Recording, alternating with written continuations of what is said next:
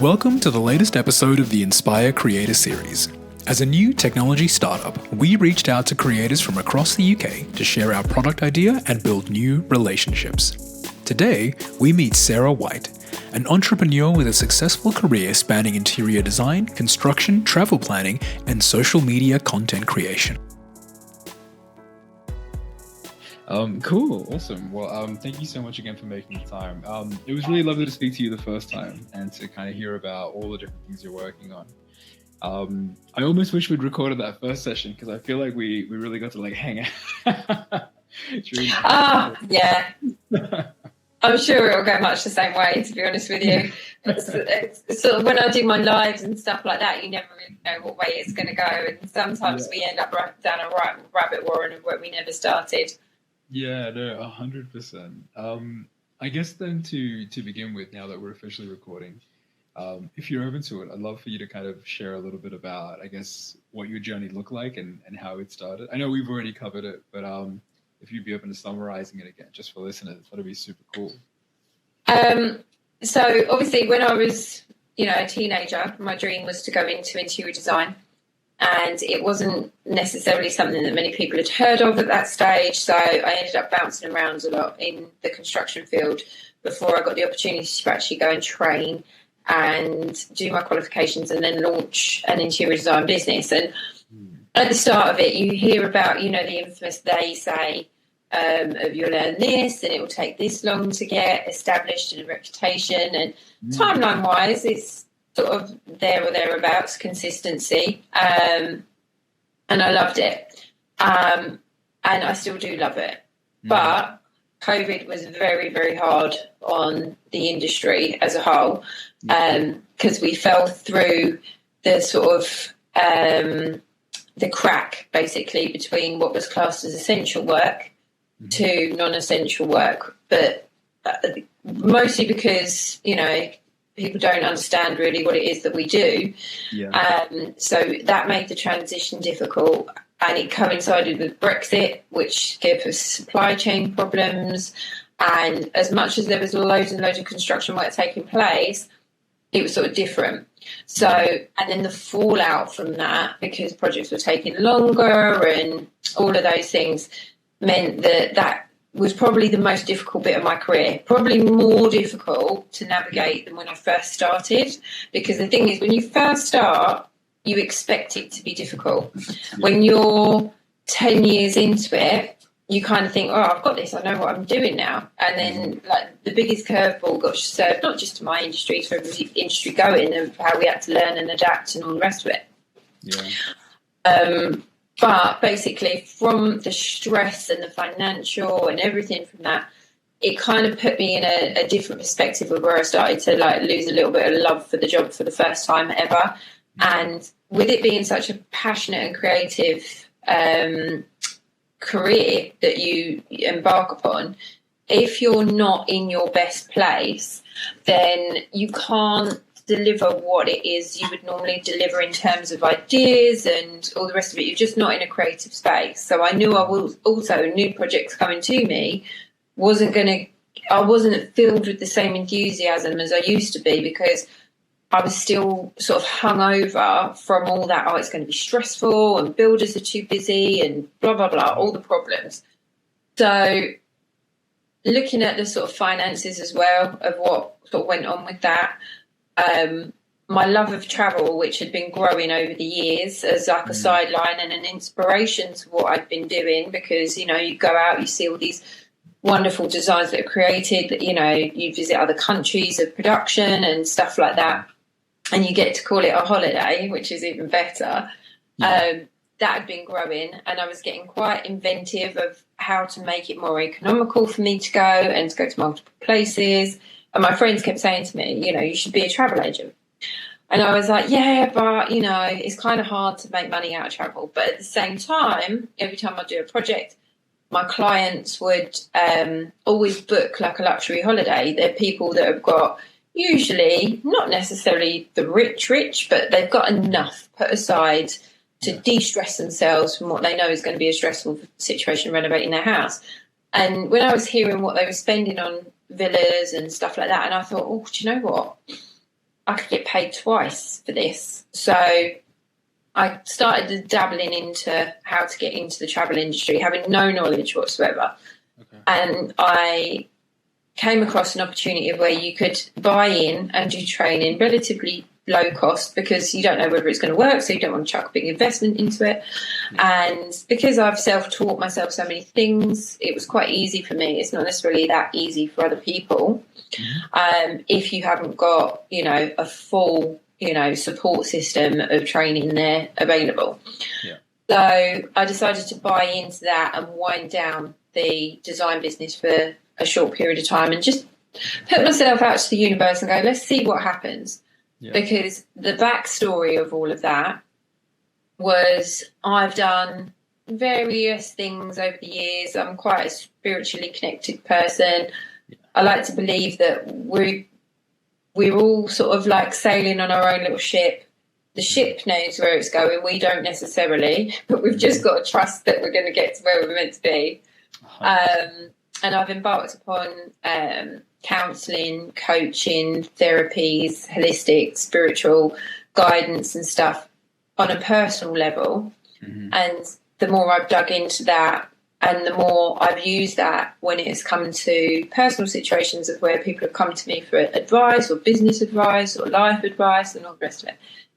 A certain group of my friends that weren't telling me to be a travel agent were telling me that I should be a life coach. And I'm like, oh, don't like the term, it's a bit sticky, and obviously they're sort of trends as well. So it's a case of, you go back 15 years and you tell someone you're in therapy, they'd look at you like you need a straitjacket and you're going to be locked up. Whereas now it's like, if you haven't had therapy, there's something wrong with you. It's just transitions like the other way. True. Yeah. And so same thing, like if you said to somebody you were seeing a life coach 10 years ago, they'd be like, all right, what for? Whereas now it's like, well, I've got a business coach, I've got a life coach, I've got a personal trainer, I've got, a coach for everything. And, as all of our lives are, they're very busy, they're full of a lot of things, they require a lot more management, which makes us feel like we're under a lot more pressure as well.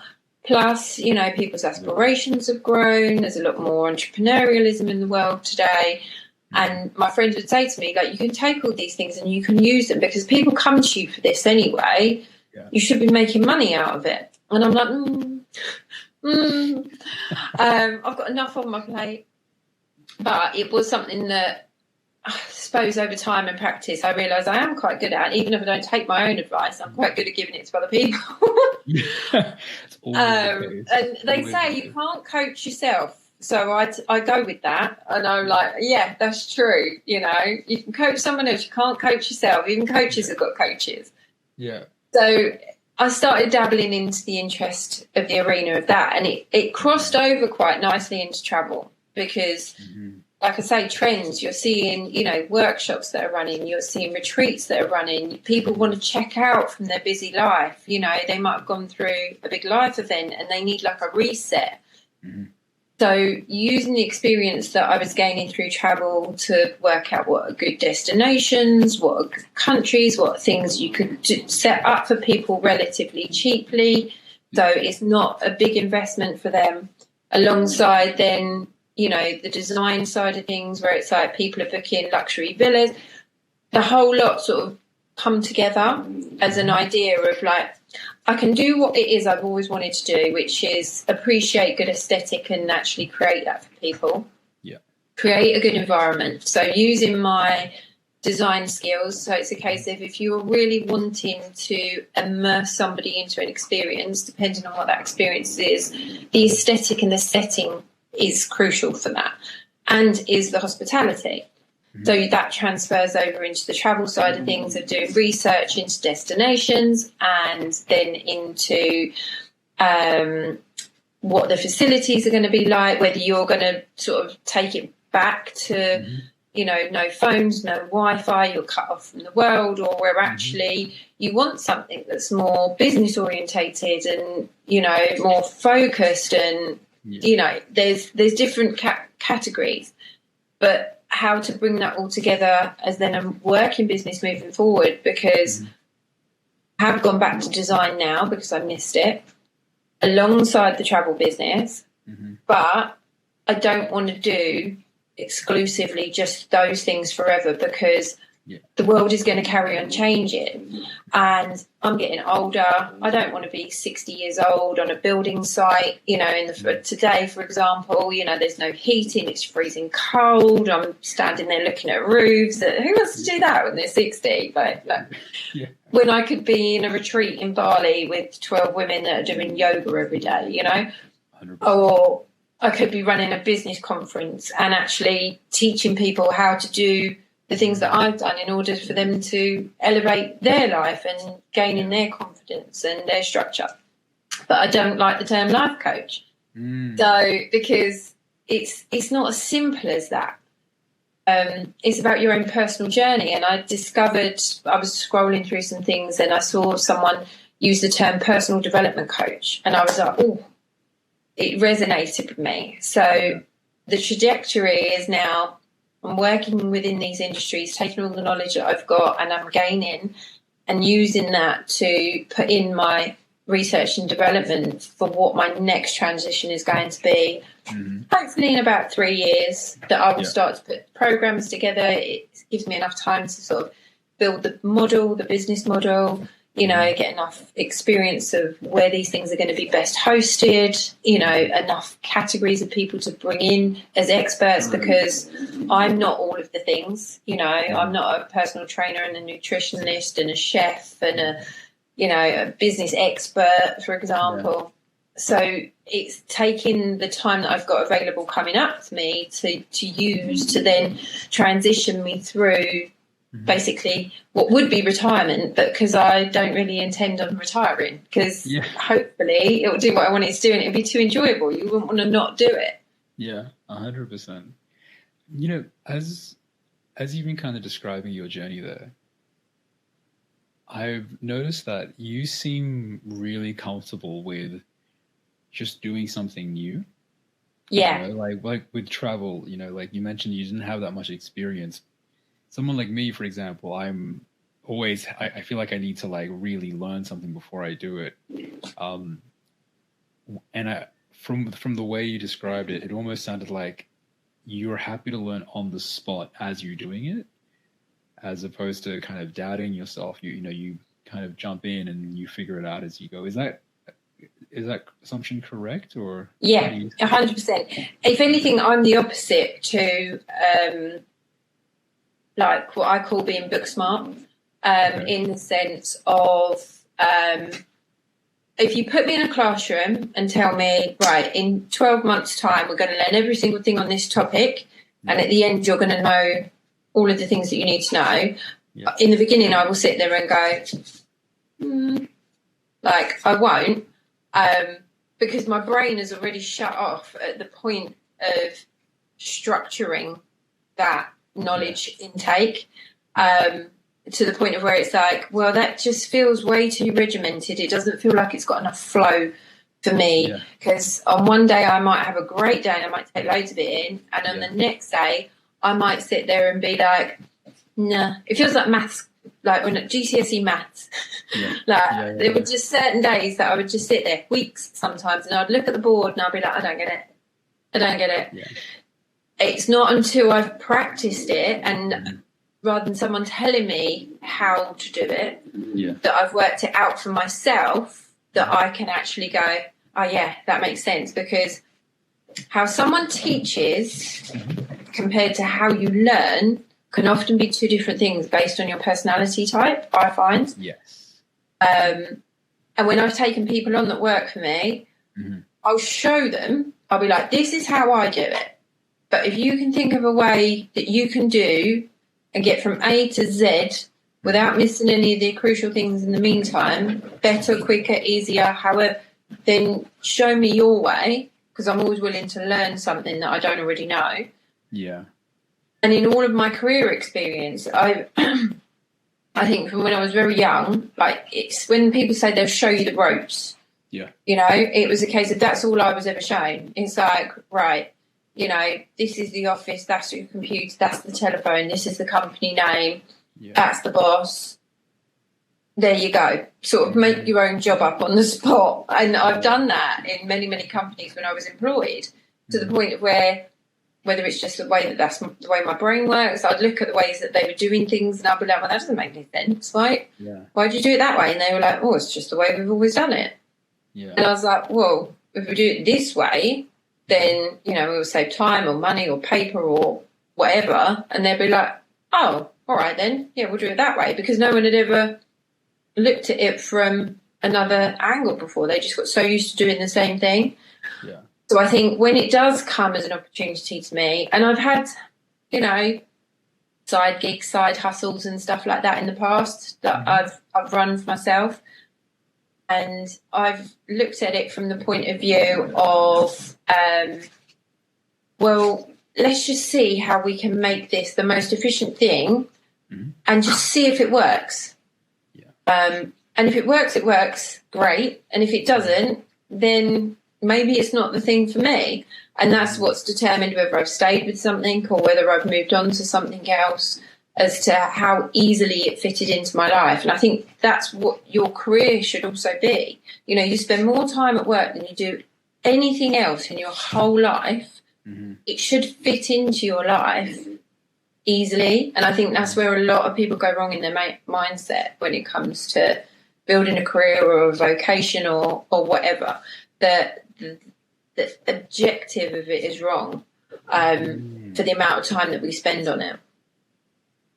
Yeah, I'm completely aligned to how you're describing that, and I feel like when you describe it, there's almost like a lot of like confidence and bravery that comes through. The way I was brought up, it was like a, you know, never quit, never give up, and that was perceived as being strong. And I think something that I've learned over the years is you need to get used to consulting with yourself and asking yourself, am I actually enjoying this thing that I'm doing? Yeah. To give you an example, so I've had a career, you know, for 10 years in like commercial and sales. And I think I realized that I don't love sales, but what I do like is project management. Yeah. Building relationships. And when I started looking at my day-to-day job from that perspective, suddenly I fell in love with it. You know, I have other colleagues who they'll have a discussion and immediately calculate how much money they can make. And that's absolutely fine. My brain doesn't work that way though. I would put in 110% for the smallest opportunity and the biggest. So my boss would have to be like, no, Diego, focus here. He's going to go 110 regardless. Let's just point him in the right direction, you know? Yeah. No, that makes total sense to me, because I think that's what I say. It's a case of what are you motivated by? So if you're motivated by money, right, that saying of you could sell snow to an Eskimo, you know, it doesn't really matter. However, because I've always been told I'm really good at sales. And I'm like, I am, but only when I'm passionate about what it is that I'm selling. So I'm not good at sales. What I'm good at is problem solving. So if I identify that there's a problem that someone's got that needs solving, and by them purchasing or investing into something that's going to be the solution, then I could sell that until the cows come home. However, if it's something completely pointless, in my opinion, I'm not going to be able to give that the same level of passion and enthusiasm in order to sell it, which is one of the reasons why I've never worked in sales, because I'm not motivated by the money at the side of it. I'm motivated by the result from it. And if it happens to make money, great. You know, it's obviously we all have to make money. You know, it's the way the world now. But I think in one instance it can be limiting. So people could look at that and be like, oh, what a lovely free way of thinking. It is great. Yeah. I mean, I could happily live on a beach eating coconuts, you know, if I didn't need money, so to speak. Yeah. But at the same time, it's also limiting on the sense of, unless you do have that thing that is super problem solving for everybody and super high value, you're never going to make a huge amount of money from it because you're not motivated to. What you're motivated for the change and the solution, and depending on who that applies to will determine how profitable that is going to be.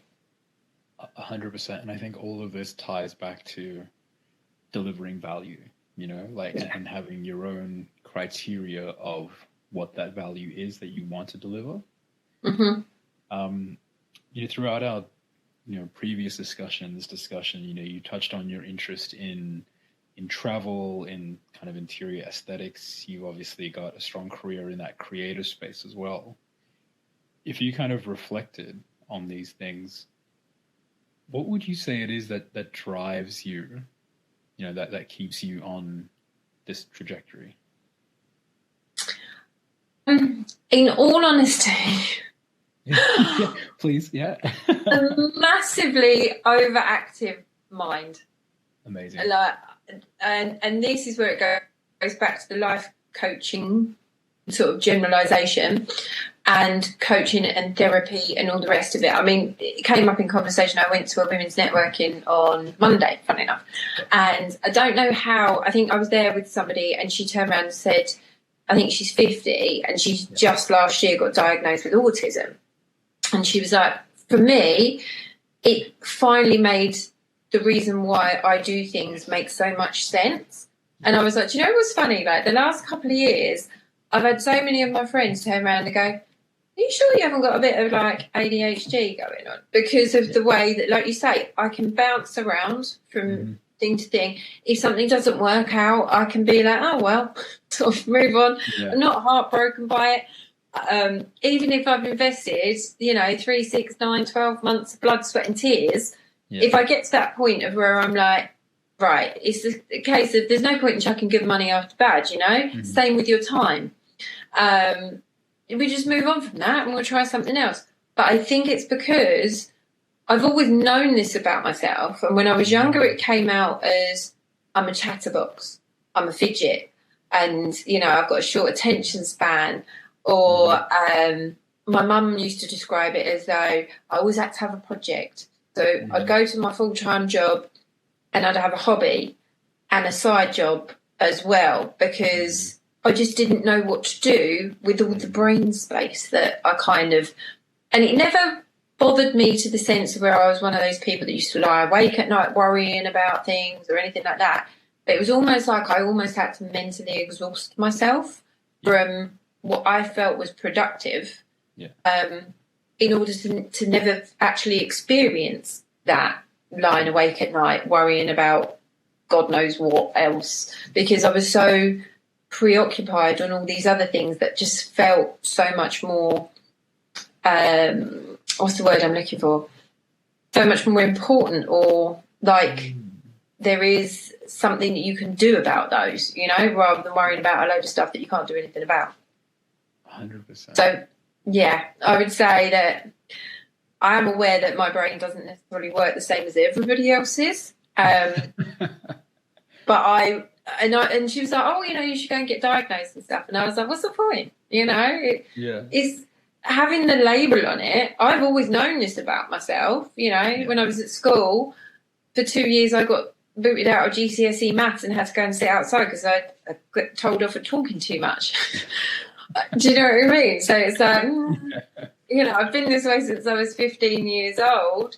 And so far, I don't see as though it's really held me back or been a limitation. So labeling it as something, it's almost like, not you want to make an excuse per se, but maybe give it a reason. Whereas I don't feel the need to give it a reason. I'm very accepting of the fact that's just the way I am. Yeah. And you seem very, like, happy with how you are, which is lovely, I think. Yeah.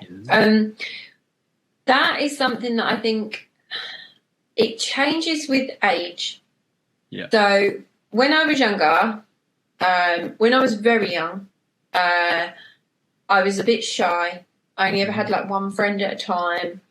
And I was quite uncomfortable outside of You know, I didn't like going to birthday parties very much, unless I was best friends with the person, or school trips. I didn't like things like that.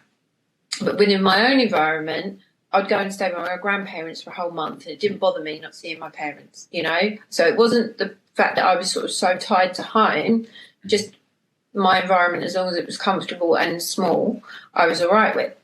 And then I got into my teenage years and just transitioned into sort of a slightly more confident person. And whether that was what's the word I'm looking for? Like, not a rebellion against, because when I was that quiet person, obviously that they're the people that tend to get picked on, and you get bullied and you feel quite intimidated by others.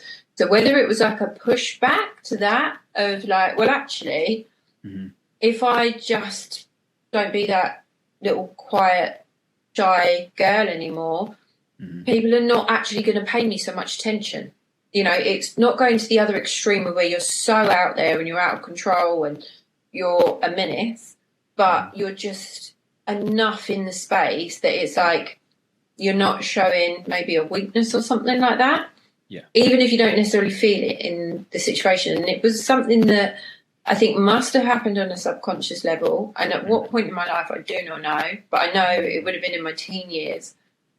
And then I went out to work full time from 16. So I was used to and my whole life I spent a lot of time with people that were older than me. So I spent a lot of time with my grandparents, their friends, being in those more adult environments and stuff like that, listening to adult conversation.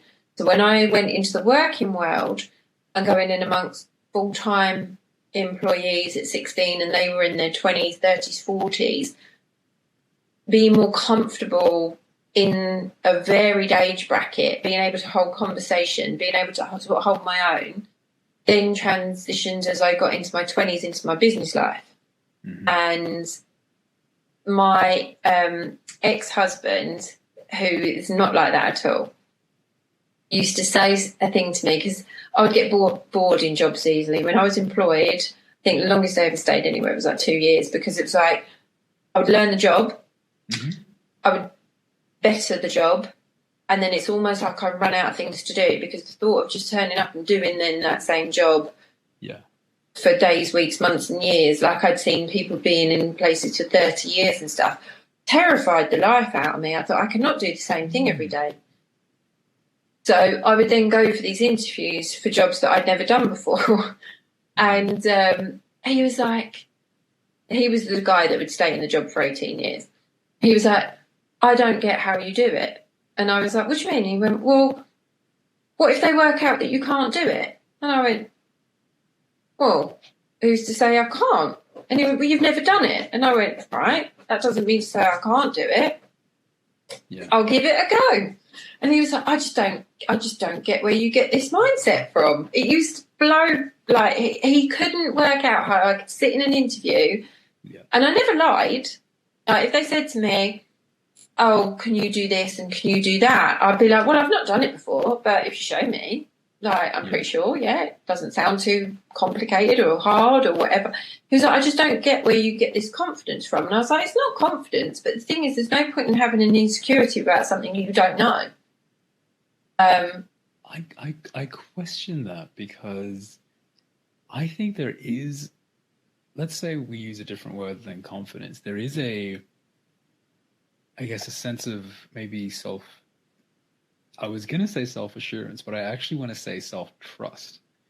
And I'll give you an example. So one of the reasons why this is such an exciting conversation for me is, when you and I first met, I was, working out my notice period in a job.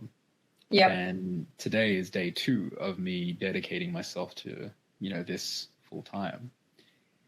And I have a friend who he just had difficulty kind of fathoming how I could just stop and just start this. And he was asking, like, how do you know you'll succeed? And I was like, it's not that I know that I'll succeed. I just know that it'll work out. Like, the dots will just connect. Like, it's not going to get so bad that like I'm starving. Like I don't have it in me to let that happen. And that's all I really need to know. Yeah. You know? And so when I hear you describe this, I'm like, but there is no guarantee that we'll succeed at this. No, but that's not the point. Okay. So I used to say to him, I was like, what's the worst that's going to happen? He'd be like, well, you'll lose your job. And I went, and then I'll go and get another one. Yes. Okay. Yeah. I was like, you know, I'll have tried it. And if I can't do it, which I have to say has never happened. Yeah. So, you know, I mean, I wasn't applying to be like, go and work for NASA or anything like that, you know. I stuck within a parameter of what was a safety net of, yeah, I think I can do that. You know, I wasn't shooting for the stars and aiming for Mars while I was there, you know. Yeah. But my attitude was, I've never been unemployed. So why do I have to worry about it now? Even if I have to go and, you know, wait tables or go cleaning or go and do something just to earn a bit of cash until another right job, better job, whatever comes along. Yeah. Then that's what we do. You know, it's not like this is the only job on the planet. And I think that's where people get into their fear factor with stuff, which is what becomes self-limiting, because then they never step out of their comfort zone and they'll get to 60, 70, 80 years old and be like, one of the things, whenever you listen to anything like that, of what is it when you get to the end of your life, you know, what is it, what are people's biggest regrets? Yeah. It's that they work too hard. Yep. They spent too much time on things that don't matter. Yeah. And they didn't take enough risk. There's a fourth one that I often hear, and that's been playing on my mind a little bit. It's that they also didn't tell the people they care about the most that they care about them. Yeah. In the case of some people as well. I think, you know, now that you've kind of laid it out for me like that, I think you've highlighted to me the importance of, what's the expression in the UK? Is it grafting? Just like hard work, like grinding. Yeah. Really, you know?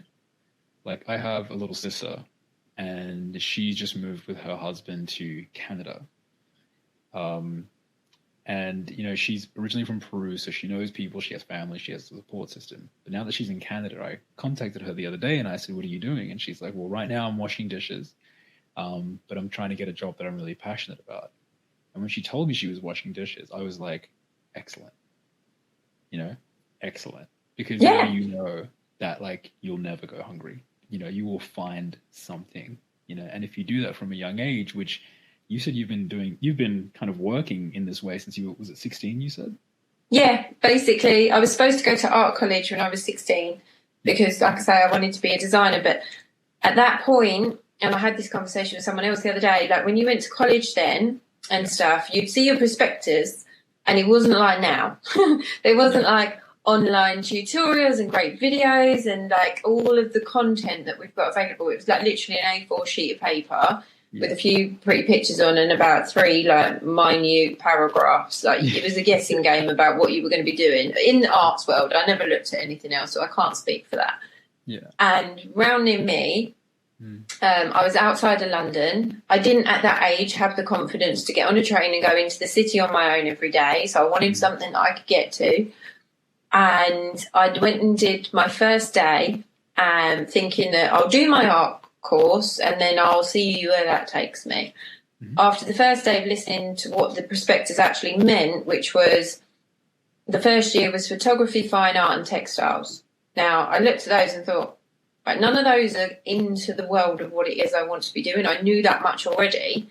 And the second year, you had to concentrate on just one of them. And I thought, well, doubly a waste of my time because, again, none of them are going to be leading me to where I want to go. But there was no other sort of courses for design. It wasn't that it was new, but it was sort of in the cities and, you know, surrounding colleges and stuff, did your standardised thing. And I remember sitting down with my careers advisor before picking the course. And when he said, what do you want to do? And I said, I want to be an interior designer, or it was another term of it at the time was window dresser, because my only experience was in shops and retail at that point. Oh, yeah. And he looked through his little list and he was like, I haven't got that on here. It just basically wasn't on the careers list. They went, what about hairdresser? And I went, just because it's got the same word in it doesn't mean it's anything like the same job. Like, no, that's not what I want to do. So I ended up on this course, and I come home and I went to my mum on the first day. I went, I'm not going back. And she went, what? She just spent £200 on art supplies for 2 years. And I went, I'm not going back. I said, I'm not wasting 2 years of my life doing something that I don't want to do. As I said at the beginning, I'm not a book person. I'm not a sit there and we'll teach you how to do it, then you go off and do it person. I've been that way since I was that age. Yeah. So she went, well, go and get a job then. I went, all right. I went in to see my boss. I worked in a shoe shop at the time. The next day, and I went, Lynn, can I come and work full time? And she went, yeah, all right, start on Monday. That was it, end of conversation. Nice. I went home. My mum's sitting there all smug with a cup of tea thinking, oh, she'll learn what the real world's like. And I went, yeah, I've got a job to start Monday. And it was like, oh. I'm going to teach you how hard it is out there. Yeah. Was being taught by a woman that had never put herself out there. And that's what I learned. Her expectations were set on her experience because she'd never gone for anything. You know, it's a case of she'd gone, you know, from little office jobs to being a stay-at-home mum, then going and doing a few hours and having to go back and do some like bookkeeping training and stuff because they were the only ways that she had experience into the world at that point. Yeah. So my definition of it was, well, I'm just going to see what happens. And to be fair, I stayed at the shoe shop for 2 years. I had absolutely nothing to do with design, but I used to get to dress the windows. Yeah. Which was one of the things that I liked, you know. Yeah. It ticked a box until I could work out what it was I was going to do. Yeah. And then I bounced around and I got my experience in construction before I actually finally got into design when I was 30. Mm-hmm. And how does this all then tie into your social media presence? I have no idea some days. Because, you know, like there, you know, now that we were speaking about your career, we're connecting these dots. And then in my mind, I just added in that. And I'm like, I'm going to need you to walk me through like how these bits start to connect now. I actually honestly think it goes back to, and this is something that's come up in conversations with people before as well, a combination of, I'm going to describe creative people as we're all very similar. Like our brains all process in a very similar way, like a pinball machine. Or actually, I'll give you a good example, right? When I was having a conversation with the lady with autism, now she's already got 2 businesses. She's the same as me, and she said she thinks that if she didn't think the way that she thinks, she would never have developed either of them.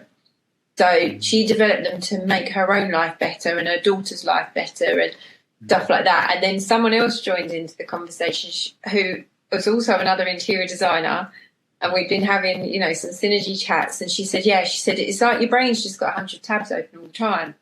And I went, do you know what? I said, someone actually, and she goes, I guarantee you, she said, I bet you've got at least like 30, 40 tabs open on your phone. I went, I can beat that. Hold on. I opened up, you know, your Safari button. Yeah. And I went, we all have a laugh right now. 207. Wow. It's probably a world record. But I can't shut them because they're things that I've thought about in whatever moment it was I was doing it, but I haven't finished it off. So it needs to sit there, 1 as a reminder or 2 so I can find it again. Yeah. So taking that description to then what I've noticed of other creators online and then what I started creating for, which wasn't with the concept of I'm going to be a content creator. It was, I've got time on my hands and I'm bored. What am I going to do with it? Yeah. Because you can't always put everything into building a business, making money. This has got to have a 5-year plan, or this is going to set me up for this. Sometimes all you need to think about is the next 5 to 30 minutes. And that's the kindest way to your brain to give yourself that space. Some people go off and read a book. Some people will sit in a room and listen to music. Some people just need a bit more stimulation. And it started probably not in the first lockdown, I'm saying the second, Mm-hmm. of where I was just bored, like many people were. And my daughter had been on TikTok, and I'd started watching a few things, and stuff would make me laugh. And that was why I started doing it. It was almost like a mental checkout of life. And I was like, well, I'll just make a few. You know, no, I think I had 29 followers or something at the time. No one's going to see it. And a few videos got a few likes. And like all social media, it speaks to the inner narcissist in us, because we've all got one. And it's like, oh, well, that makes me feel quite nice. Someone thinks I'm funny. Do you know what I mean? And it was literally just supposed to be a bit of fun. Who was in one respect a completely different persona to the person that I put on in front of a client, or the person that I put on when I go to a networking event, or when I'm, you know, if I've got staff in and I'm trying to get them to do things for me. This is my, it doesn't count, it doesn't matter time. Yeah. So this then snowballed into, you know, it still wasn't very big at the time. I think I got up to like 1,000 followers, and I got chatting with another creator that I'd quite liked watching, and he was talking about making money and selling things on TikTok Shop, and I was like, oh, like I say, side hustle. We always like one of those. Mm-hmm. And I thought, maybe this is the new Avon. You know, if I can make a few quid without really having to do anything, let's see what happens. So I started doing some research, and it's like, right, if you get to this many thousand followers, you can have a TikTok shop, and then you can sell things through there. So I started that. Then someone else came on and said, right, if you get to 10,000 followers, so this is where then the challenge comes in. I think I have this mindset of I just want to know if I can do something. And then when I know I can, I get bored, which is very much my social media experience. So at the 10,000 followers, then you get paid for making content. And then at 20,000 followers, you would get something else, and so on and so forth. It's like a little bit playing like a PlayStation game. You unlock a level and you get another load of bonuses or whatever. Yeah. And it feeds into that, like, well, it's not a complete waste of time. So it makes you feel less guilty about it if you think you might make a few quid. And if you do, great. And if you don't, you've not really lost anything, because you were just doing it because you were bored in the first place. Mm-hmm. Mm-hmm.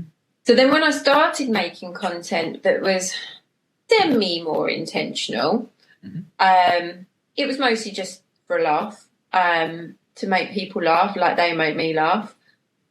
And I didn't attach it at that point to any of my other businesses either, because it wasn't always PG.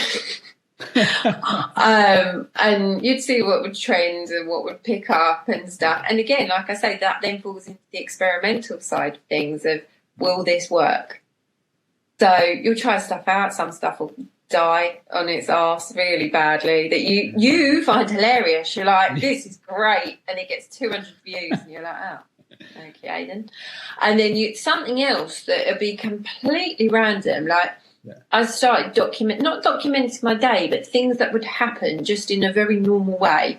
I remember I made a video once, not that long ago, when Sainsbury's decided to shrink wrap all their mincemeat, because it really upset me. It's like dog food now. We had a big falling out, me and Sainsbury's. It did over 500,000 views in like 24 hours. Apparently I'm not the only one that feels that way. So it's then all of a sudden you start to realise what your relatable content is, and what you can get away with and what you can't. So then it becomes more mindful of, actually I'm getting a presence, rather than just using this just for a bit of a laugh and a bit of bunce money, you know, pennies here and there. What if I can actually then use it to feed into my other businesses? What if I can actually use it as free marketing? Because you get your audience, people follow you, like we're having a conversation now. I'd go on live and have a very similar conversation where people just asking me questions in the thread and answering as a very normal person, because there were creators on there that specifically target shock factor, sort of embarrassing stuff, you know, for whatever niche they want to fit. But because there's so much of that on there, which is very non-organic, I would say, It's very intentional content because they've worked out what works for them. Yeah. Not everybody wants to see that all the time. It's the same reason why things like Big Brother, for example, used to do so well, because you just get to see normal people and reality TV as such, even though it's not really real anymore. But, the principle is there.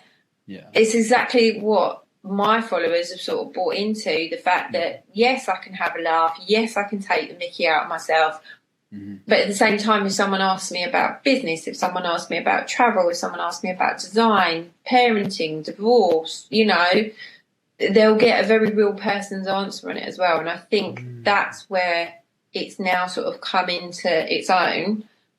And I'm using that as well as, again, another platform to sort of move me into what is going to be my next phase.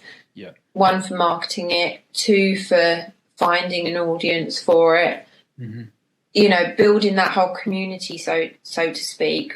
So it's all ready and waiting, and that people can get access to it as well. It's amazing hearing you describe so many of these things, because so obviously in preparation for this journey, myself, my co-founders, we've been listening to and reading a lot of content around entrepreneurship, how to approach the journey, how to approach building a product. And so many of the principles that we've been learning about and studying are in everything you just said. So for example, trying some things out, letting some things bomb, not taking it on the chin and just learning from it, for example. Within that, finding your preferred approach, which is, sure, like intentionality is fine, but there's also like you place importance on sincerity. And so now you found a balance between testing and learning and selecting the things that interest you the most. Something else that you touched on, which I think I'm on a journey now of learning, is just approaching things from like a culture of play. So instead of going in and just pressuring yourself from the beginning and thinking, I have to achieve this, the way you described it, you were bored. You wanted to have some fun. And because you came at it from like that kind of, children love to play and they don't mind falling down, you were able to then accumulate these learnings and start making conscious decisions off of that data. It's like these principles are like just automatically. I feel like that's the thread between all these things that you're doing, is you have these operating principles and then you learn something new and you're like, you know what? Let's try that today. Yeah. And then revenue stream, Yeah, exactly that. Exactly that. And I think when we spoke last time, we're very much moving into a world of you sort of almost, life has got so expensive, the world has got so expensive, we're almost being conditioned into we need more than one revenue stream unless your revenue stream is very, very good. But also the fact that even when you look at those people that I was mentioning earlier that would stay in a job for 30 years, there's no guarantees of that anymore. Business isn't built like that. I went to a thing last night about women founders and startups. And obviously we all know the statistics about the amount of startups that fail and stuff like that. But one of the things that really sort of struck me about the conversation that I was listening to in the room was to do with the fact that basically how can I describe it? But the principles about what it was that they were doing, and it may well have just been their sector. It's sort of like they were all aiming so high with what their 5-year plan was for it, that basically it would almost feel like it would be such a crushing thing that they've put all their eggs in one basket. And I think the risk factor of modern life now is if you live like that, if something happens to your basket and your basket gets a hole in it, where are you going to get another basket from?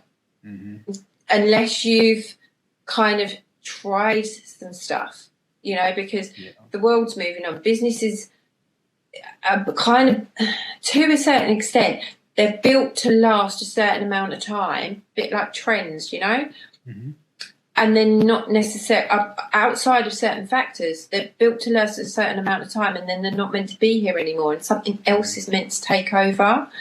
So unless you learn that adaptability approach, time moves so fast now as well compared to business, say, of the 1970s and 80s, business of just the 2020s, what's changed in just the last 3 years in the way that businesses are. The sort of bang and bust is actually quite profitable for people. But if you don't understand that, you know, they want to get in, they want to make the most amount of money in the shortest amount of time and then cut their losses and run before it starts dipping out. A bit like crypto. Do you know what I mean? Yeah. And the whole world is being brought up on that principle now. And this is also where it goes back to social media a little bit. I'll give you a funny example, right? OnlyFans. Okay? Yeah. And people are going to go, where's she going with this? Right? Imagine, and I know there's something for everybody nowadays, okay? Yeah. But one of the peak trends in OnlyFans, and the reason why it's shot up in popularity, obviously because of what it is, but the content creators on there all fit a certain narrative. But the problem with them is they are going to change even if the narrative doesn't. So they're building their business. Katie Price is a good example, for example. They're building their business on the here and now that doesn't necessarily have the same longevity in 20 years because they are not going to be able to market the same target market in 20 years that they can market now. Yeah. So where they're making big money over the space of 2 or 3 years, either A, people are going to get bored of them and then just not going to be that interested in anymore, or B, they're going to get burnt out because they are still a person and you can only work like that for so long before it takes its toll on you because you are the brand. Yeah. Or C, I hate to say it, but they're going to get older. Yeah. And there's nothing they can do about that. As humans do, yeah. And that's going to affect their revenue. Yeah. The same thing applies to many other categories of what is popular now will not be popular necessarily in the same way in 5 years, whether that's, you know, unless you are in a very niche, like I say, and even those businesses have to work hard for it, the amount of money that they have to invest, the amount of rebranding that they have to do, the amount of redesigning that they have to do, keeping that cog going business-wise, it's sort of the principles are the same. So it's like we're going to just peak out as best we can for the 99% of businesses, for the 1% to survive the longevity train. Yeah, I'm completely aligned. Another example I would throw out there is probably Instagram. You know, like initially photo sharing because, well, Facebook made the world smaller. Photo sharing became cool. Then they copied Snapchat's model, and suddenly it was video. And then TikTok said, well, why don't we just do video all the time and tailor it to each individual? And now Instagram is like playing catch up again. You know, it was like photos, then, let's copy Snapchat. Now we have to copy TikTok. Yeah. Now Instagram has this thing where it's basically just aggressively pushing reels. And it didn't crack it. It had Instagram TV for a while. No one really wanted a second app. And now Instagram is just really trying to become TikTok. You know? Yeah, and that's the problem. When you're the first person to think of like a really good idea, if it was a really good idea in the first place, no one wants a second version of it because the first one's good enough. You know? So all of these things, they're always going to be playing catch up. They're always going to be looking for the next biggest thing. And when it is the next biggest thing, you know, you look at TikTok, for example, it's been banned in certain places in America because it's actually become too popular. And, you know, information sharing has gone weird now. It's like we live in a world where you like, you know, freedom of information and all the rest of it, but actually that doesn't always work. You know, that's going down a whole nother route. But at some point, that trend may change, and it may well be that actually, well, we are sick of seeing people, you know, just lip syncing to videos or doing this or doing whatever. And that's going to be determined by the way in which the world is going to carry on spinning, and we don't know where that's going to go. So you can only work with what you've got in your immediate that's working right now, and for the next maybe 3 to 6 months, as it's progressively changing. And I mean, I know it's obvious, but it's so difficult to predict. Like, I know so many bets have been made on things like augmented reality, the metaverse, and then when we ask ourselves, like, okay, well, what's working right now? Just reels, just simple reels. You know, people love them. I love them. You know. Yeah. And so on this topic of changing and evolving, you now have another direction you're considering as well for yourself, which is in the development of the people around you. Is that an evolution for you, or is that something that's kind of always been there and now you've got, you know, you're able to kind of bring that to the surface? Oh, no, it's definitely something that I would say has come, probably I would say I went through some heavy counselling after my mum died in 2016. And it was needed at the time, more so than I'd sort of realised for a long, long time. And that then led on to, because I'd had my business for 5 years by this point, so I was used to networking, should we say. But this was sort of networking on a different level. So it was personal networking as opposed to business networking. So that then introduced me, and I was going through a bad relationship at the time. And that then introduced me to alternative coaching as opposed to counselling. So I then started to look into the possibilities of what my own personal development was, being aware of where I was at the time, choices I was making, actions I was taking. Business-wise, were all great, but personally, it's like, what do I want? I'm at a real crossroads in my life. I'm going through a divorce. I'm in a not great toxic relationship, but also at the same time, because of everything else that's going on, I don't want to let go of that. Why don't I want to let go of that when I know it's not serving me? If this was a business decision based on all the conversations that we've just had, you would think it would be a no-brainer for someone like myself to go, that doesn't work, so we're just not going to do that anymore. Personally, the attachment style is completely different. So then starting to understand myself more as to why I make these choices. And I met a lady who called herself a love coach. Now, I could never quite get on board with the whole, oh, yeah, my love coach. That is an introduction. I will say, though, I bet you, like you said, in a few years' time, I bet you that may become something that, it's like we all should have a love coach, you know? Oh, and the thing is, when did we and her start working together? About 2017. Yeah. Maybe 2017, 18, something like that. And I did about a year's worth of on and off. So it wasn't as intensive as the counselling I'd been doing, because that was like weekly. And that took me up to sort of the beginning of 2017. Then I gave myself a bit of time off, bit of a time out from things, time to decompress. And then when I kind of had rebuilt myself emotionally and stuff like that, bearing in mind at this point, you know, I'm running a very successful business. It was getting busier and busier year on year.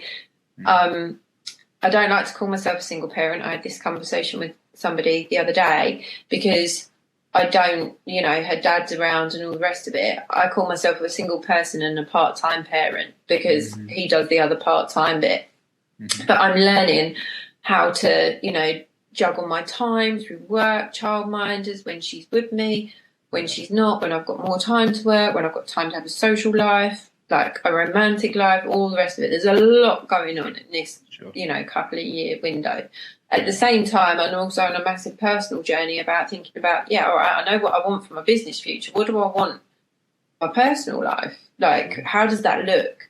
How do you find it if you don't know what you're looking for? Mm-hmm.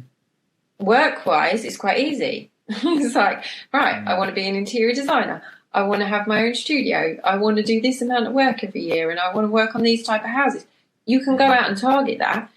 To do it for your own personal life is actually a lot more challenging because there's so many more variables, I think, to it. And the majority of them start with you. So understanding that about yourself to then go off and go, right, I need to sort of like roadmap me, not even my life. I need to roadmap me, what it is, what motivates me, what's good for me, what do I want, what do I think I want? Because what you want and what you think you want can often be two very different things. And I say this to people, and this is something that me and her developed a couple of little slogans. Be careful what you wish for, because one day you might just get it. And the amount of times that I've had that conversation with friends of mine that, they've been chasing a guy or they've wanted a certain event to happen in their life, like they want to get married or they want to have a baby or they want to do this or they want to do that. And then when it happens, it doesn't happen in the way that they want. It doesn't happen with the person they want. The person they thought they wanted isn't the person that they actually want, but they don't find that out until later on. So, it's what you want versus what you think you want, and another one that used to come out is the universe doesn't give you what you want. It gives you what you need. So I've got a couple of old friends that used to have very, safe to say it, sort of victim mentality. That it's like life is happening to them, not for them. Yeah. And trying to get people out of that mindset is quite hard when they don't understand it. It's a case of, well, if you believe in the universe, like you said, we're all on a path and we get to where we're going to get to. The more resistant you are to that, the longer that process is going to take. Where the more accepting you are, like, all right, let's see what happens. You're going to get there quicker, and then you're going to work out the points on the roadmap of where there are choices for you to make. And it's like, are you going to choose to stay in this, or are you going to go another direction? Bit like with business, if it's not working, you've got a choice to make. You can either try harder. Sometimes it will come about. Sometimes it will turn a corner. Or you're going to be like, well, actually, no, I feel like I've tried enough and it's time for me to move on. So me and her had to do some deep work at that. And that kind of went back to my counselling. So she's a trained hypnotherapist. So what she actually done was she put me into a subconscious state. And she got me to talk to the different parts of myself. So you've got three parts, obviously, as most people know. Your ego, your inner child, which tend to be, everybody always thinks that if you've got like troubles, it's your inner child's loved or whatever. She was like, your inner child's just fine. But the problem is she's running the show. Like, personally, she's having a great time, but you're not going to get to where you need to get to if she doesn't, learn to put the party shoes down and you actually sit and sort your life out, because you're just going to carry on repeating the same stuff. And then your true self. And that's where your core beliefs are. That's where, spiritually you should be most connected, but the majority of people aren't. And what she also worked out was that my ego was actually running most of my relationships. And the reason for that was because, and it sort of ties into my business and my career previous and stuff like that, it was very good at what it did. So it thought it knew best. So it sort of took over all areas of my life. And it wasn't the fact that I was such an egotistical person. I'd sit there and think, I'm the best thing since sliced bread. The complete opposite of that. It just never knew when to not, switch off and, just you're at work, go do your work thing, and then when you're not at work, have like a day off. And we sort of backtracked on my relationships. We worked out a lot of where my decision making had come from, a lot of my mindset. We did some like early years work, you know, when it comes to transitioning from, you know, child, teen to adult and stuff. And doing that experience with her then introduced me to other people that then connected me to other parts. And your whole world and horizon is just opened up at that point. And you realise that no matter what you do, no matter how much you work at it, there will always be something to learn on that journey. Your personal development journey is never over. 100%. 100%. And I think you're touching on such an important, not rule, but guideline, which is what got you to a certain point may not necessarily be, or the tools that got you there may not necessarily be the tools you need either for the next point or for a different kind of task. Like when you talk about, you know, your ego being involved with romantic relationships, that makes perfect sense. You know, in my case, I was diagnosed with severe anxiety disorder 2 years ago. And when someone gets that diagnosis, they go through like a cognitive behavioral therapy. And the first thing they teach you is you have anxiety because at some point your mind decided that you needed it to get you through an experience. You know, it told you this will cause that. And so it's actually there to protect you. We just don't often get taught that sometimes we need to understand our own programs and decide the right new ones. You know, and I've often felt this is something that really needs to be like touched on in like our education system. You know, because otherwise, thank God for like YouTube and TikTok spreading, you know, insight, you know? Yeah, exactly that. And I think the downside with those though is, because I've got friends with anxiety, depression, I describe myself as somebody that used to suffer from high functioning anxiety. So you would never know that I'm an anxious person. You would never know that I was anxious in a situation because I was so used to it. So where other friends of mine would get so consumed by their anxiety, it's like I can't go out, I can't leave the house, they'd have vertigo, they'd have all sorts of episodes. I could, in theory, be experiencing the exact same level of anxiety that they're experiencing in a situation, but just for one reason or another, like you say, my programming learnt to just keep going.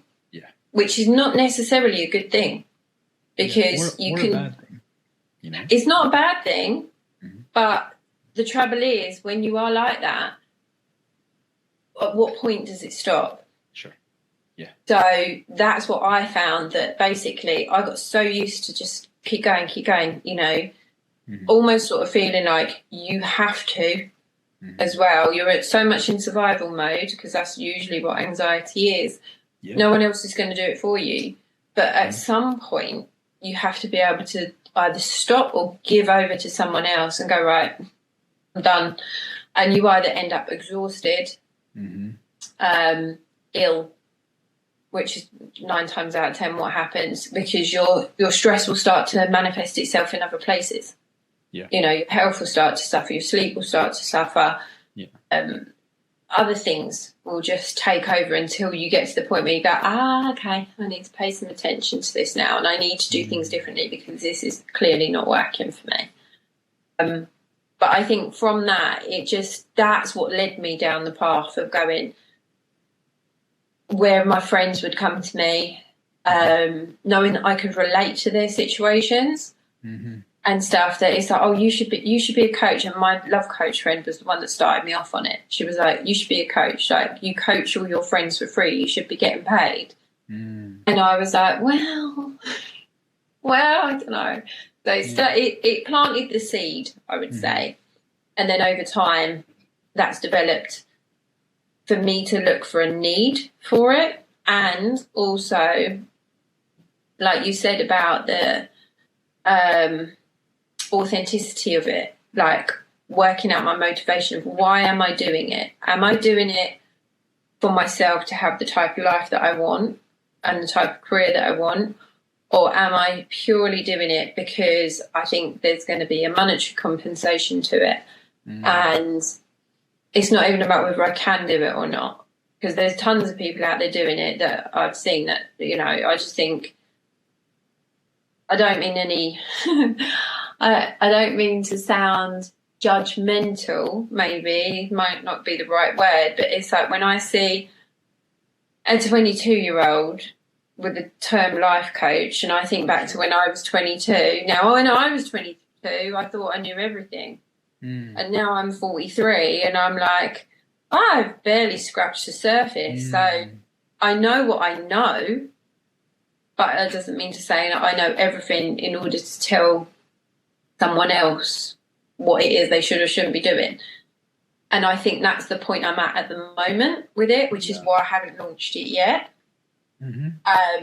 Because I want to get it clear in my mind what I feel that I've got that will benefit other people, and what I can do to facilitate that to other people, being fully aware of the fact that, like I said, I know I'm not a personal trainer, I know I'm not a nutritionist, I know I'm not a counsellor. But out of my skill set, what can I do to facilitate that to benefit someone else's life? That in turn will benefit my life, because it means that I don't have to work on a building site when I'm 60 years old, and I can do things that I'm good at. But I also want to be in a place in my life where I feel like not trying to tell someone else to do something. For example, like, say people come to me for dating advice, like, I will give them my opinion if they ask for it, but I will back it up with the, like, what are you asking me for? Because it's not like I'm 25 years into a happy marriage and I've never made a mistake type. Do you know what I mean? There's got to be that balance there of, I've got enough life experience behind me to sort of sound like I know what I'm talking about, with the confidence of, well, actually, it doesn't really matter because we're looking at this objectively, and because we're looking at it from a structured point of view rather than just a personal opinion point of view.